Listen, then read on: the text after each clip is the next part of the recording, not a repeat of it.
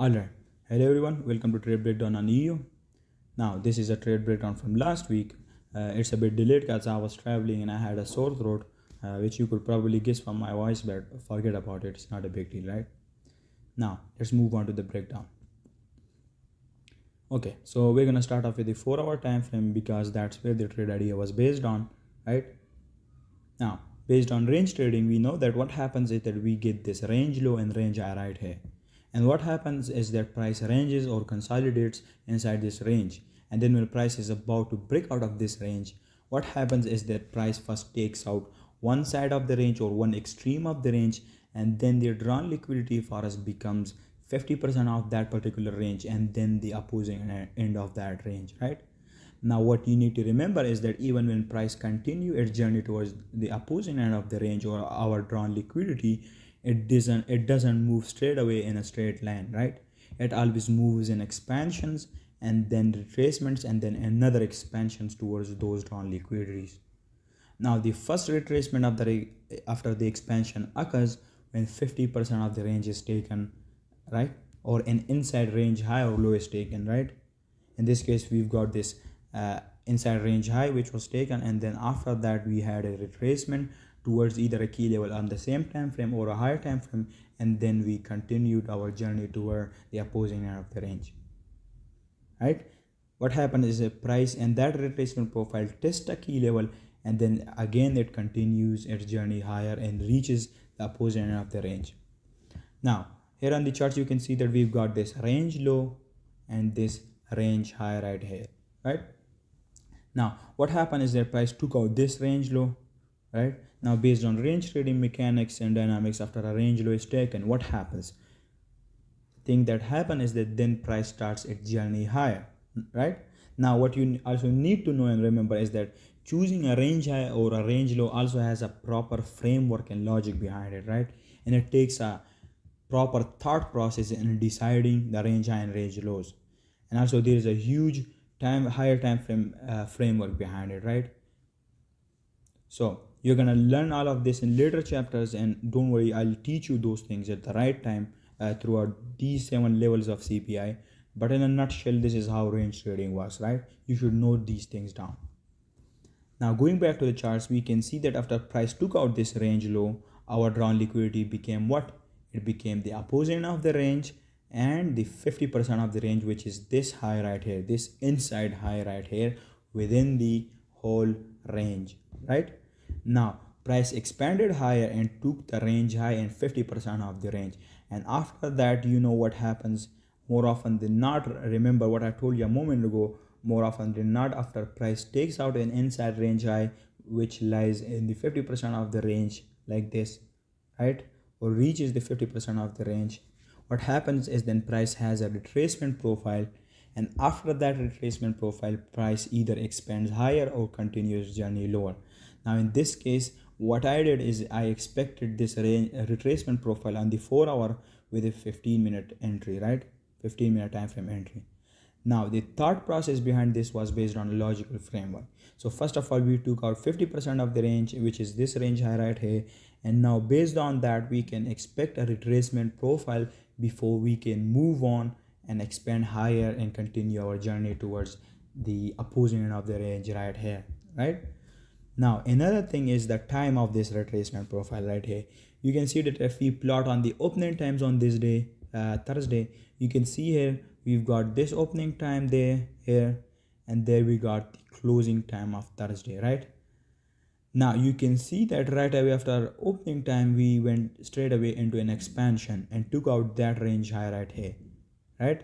And we already had a huge expansion for the first half of the day on Thursday, and now we can potentially cap the daily candle range and retrace and form the wick high of the daily candle. Now obviously if there wasn't any thought process like this, then we wouldn't have expected anything as such.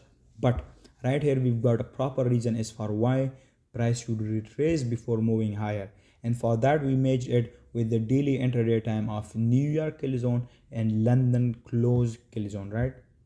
Now based on intraday profiles, if London kill zone has had an expansion move and that expansion has now tested a higher time frame key level like this, then during New York or London close scale zone, we can expect either a retracement profile or a reversal profile. And in this case, I expected a retracement profile during the New York and London close scale zone, right?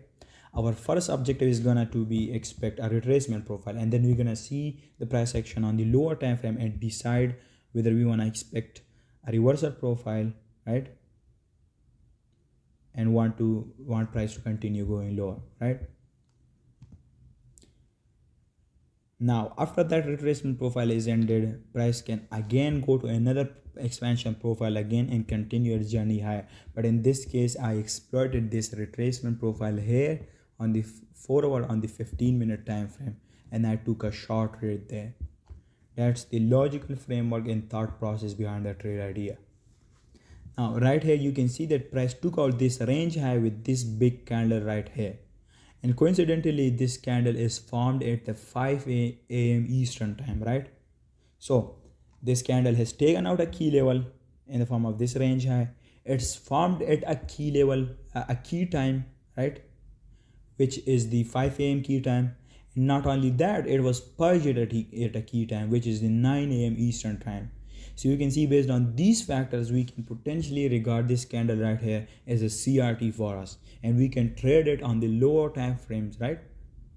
That's why based on all this logic right here, after price took out this CRT high at a key time, I went down to the lower time frame and started looking and waiting for my entry setup, which is basically in the form of a model 1 entry. Now, let's go to the 15-minute time frame and see how I took my entry on the lower time frames. Now you can see right here as this is the CRT high, right? This is the CRT low right here, and this is the 50% of the range. Now I waited for this CRT high to be purged, right? And as soon as this high was purged at the 9 a.m. Eastern time here, after that I waited for my setup, which is in the form of model 1 entry, which is basically an order block entry, right? So now you can see that this candle right here is the candle that dug above this high right here and closed above inside of it. Now what I did is I waited for this candle to be engulfed, meaning I waited for price to close below this candle, and then I waited for price to retest that order block, take my entry there. My stop loss is going to be above that order block, and I targeted the opposing end of the ranges, the 50% of the range and the opposing end of the ranges. Now here what I did is only targeted for 3 hours, because the daily candle had already capped and now the daily candle was about to close, right? Which usually is a time for ranging profile to start. So for that reason, I closed my trade right here at this time and took my profits. This is how my trade looked. Now I could have held it down towards the opposing end of the range and I would have made a lot more profits, but I took my profits at the right time and closed my trade objectively, because I knew that the daily candle was about to close and price was going to go to a ranging profile, which it did, right? So now this was the trade breakdown on EU. One thing is you need to remember that you have to be content with what you receive from the markets, right?